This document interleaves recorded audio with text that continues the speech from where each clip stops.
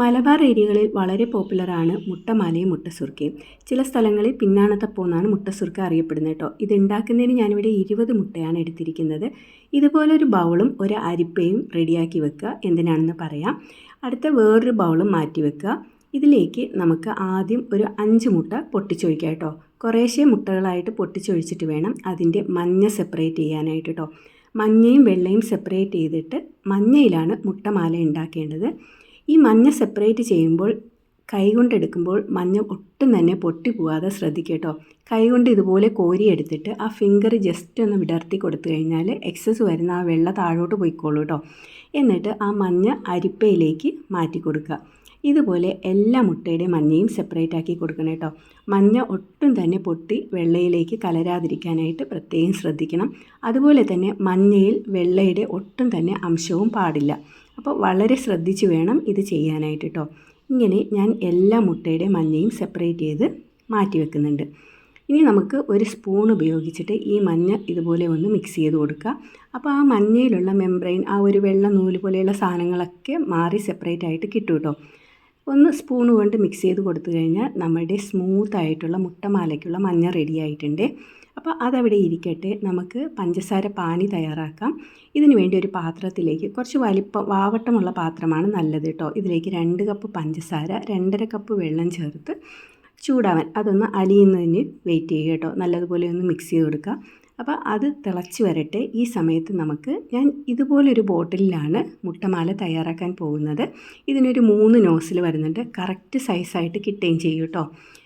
അപ്പോൾ വേറെയും പല രീതികളിൽ മുട്ടമാല ഉണ്ടാക്കുന്നത് മറ്റ് ചാനലുകളിലൊക്കെ കാണാം. അത് നിങ്ങൾക്ക് പരീക്ഷിക്കാവുന്നതാണ്. ഇതിലേക്ക് നമ്മൾ റെഡിയാക്കി വെച്ചിരിക്കുന്ന മഞ്ഞ ഒഴിച്ചു കൊടുത്ത് അതും റെഡിയാക്കി വെക്കുക. പഞ്ചസാര തിളപ്പിക്കാൻ വെച്ചിരിക്കുന്നതിൻ്റെ അടുത്ത് ഇതുപോലെ ഒരു പാത്രം ചരിച്ചു വെക്കണം. എന്തിനാണ് ഞാൻ പറഞ്ഞുതരാം. നല്ലപോലെ പഞ്ചസാര പാനി വെട്ടി തിളയ്ക്കുമ്പോൾ അതിലേക്ക് 1 സ്പൂൺ മുട്ടയുടെ വെള്ളം ഇതുപോലെ ഒഴിച്ചു കൊടുക്കുക കേട്ടോ. ആ പഞ്ചസാര ക്ലിയർ ആകുന്നതിന് വേണ്ടിയാണ് ഇങ്ങനെ ചെയ്യുന്ന, അഴുക്കെല്ലാം പോയി ക്ലിയർ ആകുന്നതിന്. എന്നിട്ട് 1 മിനിറ്റ് കഴിയുമ്പോൾ അതിൻ്റെ ഫ്ലെയിം ഒന്ന് ലോ ആക്കിയതിന് ശേഷം മുട്ടയുടെ വെള്ളം എല്ലാം ഇതുപോലെ കോരിക്കളഞ്ഞ് പഞ്ചസാര പാനി ഇപ്പം നല്ല ക്ലിയർ ആയിട്ടുണ്ട്.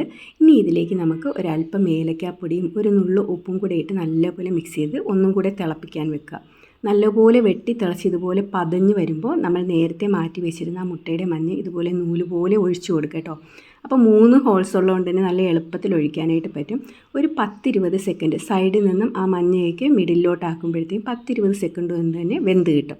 എന്നിട്ട് ഫ്ലെയിം ലോ ആക്കി വെച്ചതിന് ശേഷം നമുക്ക് കുറച്ച് വെള്ളം കുടഞ്ഞു കൊടുക്കാം. വെള്ളം കുടഞ്ഞു കൊടുക്കുന്നത് ഈ പഞ്ചസാര പാനി കട്ടിയാകാതിരിക്കാൻ വേണ്ടിയാണ് കേട്ടോ. അതുപോലെ പതയും അടങ്ങും. എന്നിട്ട് നമുക്കിതുപോലെ മുട്ടമാല കോരിയെടുത്ത് ഈ ചരിച്ച് വെച്ചിരിക്കുന്ന പ്ലേറ്റിലേക്ക് വേണം വെച്ച് കൊടുക്കാൻ. ചരിച്ച് വെച്ചിരിക്കുന്ന പ്ലേറ്റിലേക്ക് ഇതുപോലെ ഇട്ട് കൊടുക്കുമ്പോൾ ആ എക്സസ് ആയിട്ടുള്ള പഞ്ചസാര പാനി മൊത്തം അടിയിൽ വന്ന് നിൽക്കും. അതിന് വേണ്ടിയാണ് ഇങ്ങനെ ചെയ്യുന്നത് കേട്ടോ.